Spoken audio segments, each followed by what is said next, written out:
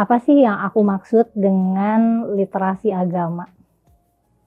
Jadi konsep literasi agama ini pertama kalinya aku dapat dari seorang profesor dari Harvard di Fakultas Teologi mereka gitu.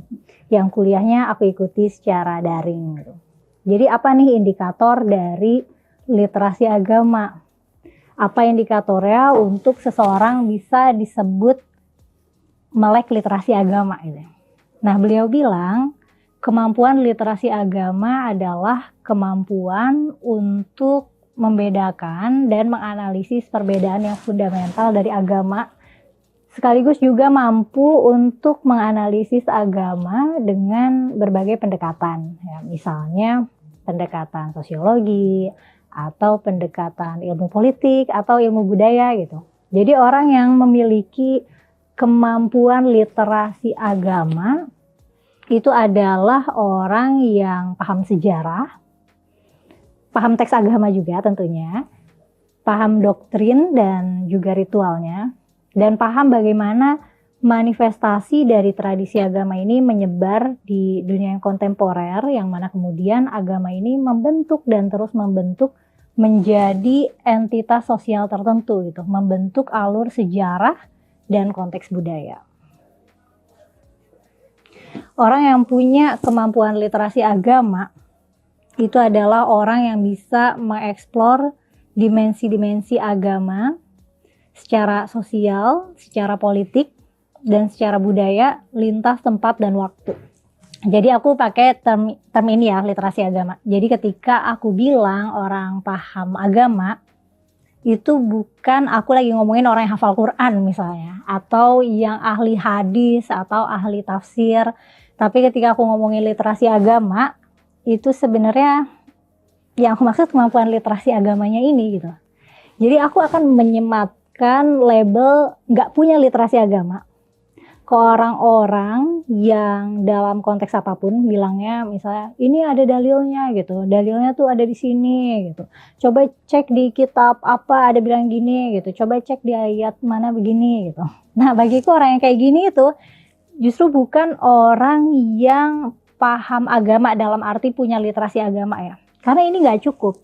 Meskipun faktanya pendekatan studi agama itu biasanya begitu kerangkanya ya. Bukan studi agama sih, lebih tepatnya belajar agama tuh biasanya begitu kerangkanya. Tapi kerangka pikiran kayak gini itu sebenarnya terlalu menyederhanakan dan gak bisa merepresentasikan peran agama dalam peradaban manusia. Dan menghalangi kita untuk bisa memahami agama dalam konteks kehidupan secara umum. Oke lanjut, katanya belajar itu adalah bentuk ibadah. Nah menurutku, dan aku yakin kalian juga setuju, belajar dan ibadah itu punya objektif yang berbeda. Tujuannya beda dan motivasinya juga beda. Bisa juga kan katanya ibadah itu sebagai pembelajaran atau belajar untuk beribadah gitu. Nah tapi di sini aku mau mendistingsi antara belajar dan ibadah ya. Ibadah itu motifnya untuk ekspresi agama gitu. Ekspresi agama bentuknya bisa karena mau mengekspresikan ketaatan pada Tuhan atau mengharapkan pahala dan surga. Tujuannya untuk kepuasan spiritual supaya batinnya terasa enak gitu, terasa nyaman, terasa nikmat, merasa saleh, merasa selamat gitu, merasa ada di jalan yang benar, merasa dekat dengan Tuhan gitu. Nah, kalau belajar itu dorongannya adalah untuk memuaskan rasa ingin tahu dan tujuannya untuk mencapai pemahaman terlepas dari apakah batinnya akan tenang atau enggak gitu. Orang yang benar-benar mau belajar itu nggak mencari ketenangan batin. Justru proses belajar itu effortnya ditandai dengan ketika kita pusing, ketika kita bingung atau gamang, skeptis. Nah, ketika kita merasakan ketidaknyamanan seperti ini, itu kita sedang dalam proses belajar. Belajar itu susah, belajar itu nggak enak karena bikin kita mikir mulu gitu. Nah, kalau ibadah itu indah dan bisa ngasih kita ketentraman dan ketenangan gitu. Nah, ketika orang bilangnya belajar agama itu ngasih ketenangan dan ketentraman, nah itu bukan belajar ya, itu ibadah. Nah, ketika orang bilang, ayo belajar agama untuk mendekatkan diri pada Tuhan. Nah, itu ibadah ya, bukan belajar. Belajar itu tujuannya untuk tahu, untuk paham, terlepas dari apakah kondisi paham akan membuat dia tenang atau tidak gitu. Apakah kondisi paham itu mendekatkan dia ke Tuhan ataupun tidak. Nah, tapi kan pemahaman ini ada banyak ya. Kayak kita ngomong untuk mencapai pemahaman. Pemahaman itu ada banyak, terus kita harus pilih paham yang mana gitu. Nah, ini salah satu pendekatan ibadah ya, bukan belajar. Kalau belajar, kamu jadi pengamat aja pun nggak apa-apa gitu. Yang penting paham. Kita bisa paham kenapa ada banyak pemahaman. Dasar pemahamannya itu apa aja gitu. Nah, keputusan mau ikut paham yang mana, itu keputusan lain lagi gitu. Itu keputusan dalam aspek ibadah. Nah, kalau konteksnya ibadah memang penting ya untuk memilih paham yang mana, karena tiap pemahaman akan memberikan nuansa spiritual yang berbeda. Ada orang belajar agama kan jadi was-was, ada yang jadi pemarah, ada yang jadi judgmental gitu, ada yang jadi rajin sedekah gitu, jadi lembut hati, tutur katanya jadi halus, ya pokoknya macam-macam ya, tergantung pembacaan dia terhadap agama itu bagaimana. Dan tergantung dia memilih pemahaman yang bagaimana gitu. Jadi, kayak aku misalnya, ketika aku banyak baca Quran untuk belajar, yaitu tujuannya untuk paham gitu. Ada juga orang yang banyak baca Quran untuk ibadah gitu. Jadi nggak terlalu peduli isinya, maknanya apa gitu. Yang penting dia baca secara berkala. Dia baca sering, dia bisa baca dengan fasih dan indah gitu, dan isinya diyakini mulia gitu. Ya udah gitu, hatinya tenang gitu. Kan ini beda ya. Nah, tapi ini yang orang sering salah paham gitu ya. Ekspresi keagamaan dan studi agama itu dua hal yang berbeda. Orang yang belajar sholat untuk beribadah, dia akan belajar gimana sih caranya ambil wudhu gitu, gimana caranya melafalkan niat sholat, gimana caranya gerakan sholat gitu, gimana melantunkan bacaan sholat. Nah, tapi kalau misalnya dia rajin dan curious ya, maksudnya rajin belajar dan curious, mungkin juga dia akan mempelajari makna bacaan sholat gitu. Meskipun aku skeptis sih soal ini, kayaknya kebanyakan orang yang sholat itu juga nggak paham bacaan sholat itu maknanya apa. Dan gak apa-apa sebenarnya, karena kan bacaan sholat itu kan bahasa Arab ya, bukan bahasa ibu kita. Ya, tapi begitulah kalau belajar sholat untuk ibadah. Dan belajar sholat untuk ibadah itu, kebutuhan belajar sholatnya adalah untuk mengekspresikan sikap beragamanya. Nah, bisa juga nih kita belajar sholat untuk keperluan studi agama misalnya. Pendekatannya jadi beda. Kita akan nyari tahu sholat itu untuk apa sih? Ritual sholat ini gimana sih konteks sejarah dan budayanya? Apakah ritual sholat ini adalah adopsi budaya sebelumnya gitu? Atau gimana ritual sholat ini membentuk dinamika peradaban muslim gitu? Apakah dengan adanya ritual sholat, masjid itu menjadi pusat budaya gitu? Jika masjid menjadi pusat budaya, bisa juga kah mimbar dipakai untuk orasi politik? Nah gitu kan beda ya.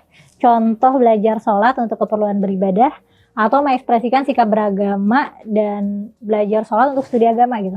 Nah, yang kita lakukan sekarang nih, yang aku coba terapkan sekarang, keperluannya untuk studi agama ya. Kalau mengkaji agama di rumah ibadah itu biasanya kan tujuannya ibadah. Kalau pendekatan yang kita lakukan hari ini di ruangan ini adalah pendekatan belajar dalam upaya untuk memiliki kemampuan literasi agama. Semua agama itu beragam dan itu merupakan keniscayaan. Meskipun banyak yang bilang misalnya agama A itu yang benar, agama A yang sejati itu begini gitu. Agama B yang benar itu begini, sisanya sesat misalnya. Nah, meskipun banyak klaim-klaim kebenaran tunggal atas suatu agama, sebenarnya agama itu pasti diverse, pasti beragam, pasti majemuk. Agama yang sama, ketika dipraktikkan di konteks tempat dan budaya yang berbeda, praktiknya akan berbeda.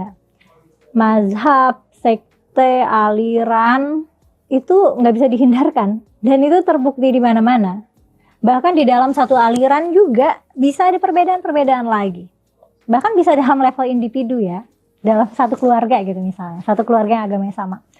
Agama tuh nggak mungkin bisa dipraktikkan secara seragam, ya karena udah beragam dari sananya, karena ada banyak potensi multitafsir. Sepanjang sejarahnya agama itu berubah. Ya memang agama itu tidak statis. Meskipun sering dianggap suci dan murni, agama itu melekat pada banyak dari dimensi budaya. Selalu ada ruang untuk menginterpretasi dan menginterpretasi ulang agama, meskipun ada yang berpendapat bahwa klaim-klaim agama sudah final gitu. Meskipun begitu akan selalu ada upaya-upaya penafsiran ulang, dan ini berlaku di semua agama ya. Islam berubah, Kristen berubah, semua agama.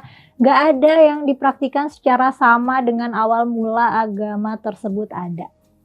Agama adalah kumpulan ide, kumpulan ritual, seperangkat nilai, dan cerita yang semuanya berkelindan dalam segala aspek budaya dan gak bisa dipisah. Agama gak bisa dipahami tanpa kita memahami konteks budaya dan politiknya. Nah, tools yang paling bisa diandalkan ketika kita berusaha memahami agama justru dengan pembacaan dan pemahaman budaya dan politik.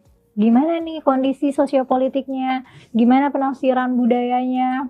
Dan kita juga bisa mempertanyakan bagaimana kita tahu bahwa pengetahuan ini benar adanya gitu. Dan pengetahuan ini benar gitu. Kalau gitu bagaimana sifat kebenarannya? Apakah kebenarannya subjektif atau objektif? Nah, oke, sekarang kita masuk ke pengetahuan agama. Terus dari mana pengetahuan agama didapatkan? Orang yang beriman mungkin akan bilang dari Tuhan ya, dari wahyu Tuhan.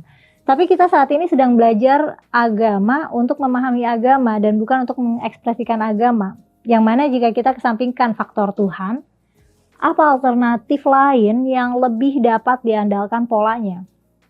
Dan itu konteks budaya. Tiap agama yang muncul itu terikat pada konteks budaya, dan pengetahuan agama yang muncul juga begitu, berkaitan dengan apa yang orang-orang pada saat itu ketahui atau percayai. Tanpa konteks ini kita akan sulit menyikapi klaim-klaim yang berseberangan. Misalnya ada klaim bahwa Islam itu agama yang damai gitu, agama yang rahmatan lil alamin. Tapi di saat yang sama ada nih orang yang bilang Islam itu agama teroris gitu. Ada klaim yang bilang Islam itu memuliakan wanita, ada yang bilang menghinakan wanita gitu, and so on gitu ya. Jadi aku mohon maaf, aku banyak ngasih contohnya tentang Islam karena itu yang paling familiar buatku ya. Nah, karena pengetahuan agama itu berkaitan erat dengan konteks budaya, para ahlinya pun terikat dengan konteks budaya. Ulama, ahli teolog, apapun itu yang punya otoritas atas pengetahuan agama, mereka juga terikat pada konteks. Teks-teks dan materi yang mereka pelajari dan mereka hasilkan, tentu mereka pelajari dengan perspektif pengetahuan saat itu gitu, yang tentu belum seberkembang dan sebanyak sekarang. Dan tanpa bermaksud mengecilkan jasa dan intelektualitas para cendekiawan terdahulu, faktanya memang seiring waktu pengetahuan bertambah dan mereka yang hidup jauh berabad-abad sebelum kita tidak bisa mengakses pengetahuan-pengetahuan yang bisa kita akses sekarang gitu ya. Jadi kalau misalnya ada yang bilang ulama-ulama zaman dulu tuh jauh lebih pintar dari kita, itu ya mitos lah, banyak yang mereka tidak tahu karena pengetahuan-pengetahuan itu belum didiscover sekarang gitu. Nah, selain batasan pengetahuan ada juga batasan norma ya. Bagaimana budaya setempat membentuk norma itu akan banyak mempengaruhi para ahli dalam menciptakan atau menemukan pengetahuan yang mereka bangun. Nah, budaya itu apa sih? Budaya itu kan kebiasaan. Budaya itu adalah nilai. Budaya itu adalah sistem. Budaya adalah cara hidup yang dimiliki sekelompok orang dan diwarisi dari generasi ke generasi. Nah, sebenarnya agama dan ritual itu juga termasuk budaya. Simbol-simbol, norma, dan aturan juga termasuk budaya. Dan budaya ini adalah menjadi penting ya bagi identitas dan karakteristik suatu masyarakat atau komunitas. Nah, budaya itu tuh cair dan merupakan konstruksi sosial. Agama sebagai budaya meskipun sering diklaim sebagai kebenaran yang absolut, sebenarnya lebih tepat dilihat sebagai konstruksi sosial. Oke, agama kita semua hanyalah bagian kecil Dari lini masa peradaban manusia yang sangat panjang. Manusia sudah di bumi selama 300.000 tahun, tapi Islam baru 1.400 tahun. Kristen baru 2.000 tahun. Agama yang tua seperti Buddha, Hindu, Yahudi itu pun baru 3.000 sampai 5.000 tahun ya. Maksudnya 5.000 tahun yang lalu gitu, sejak saat itu. Agama Mesir kuno yang pernah sangat besar dan sudah punah, itu pun ya sekitar 5.000-an tahun yang lalu. Bayangin aja seperti uang misalnya. Kita punya uang nih 300.000 rupiah. Nah itu tuh, manusia sudah di bumi selama 300.000 tahun. Kita coba bayangkan dengan konversi rupiah ya. Nah tapi Islam umurnya baru 1.400 ya, 1.400, buletinlah 1.500 ya supaya cenggo gitu. Masih muda sekali dalam skala peradaban. Dan agama tua seperti Yahudi pun ya baru goceng gitu, baru 5.000. Jika kita mengkonversikan panjangnya peradaban manusia ke harga rupiah ya begitu gitu. Dibandingin coba 300.000 sama 5.000 itu kan 5.000 sangat recehan gitu. Nah, sesuatu yang kita anggap sebagai kebenaran sejati sepanjang masa ternyata tidak sepanjang masa itu.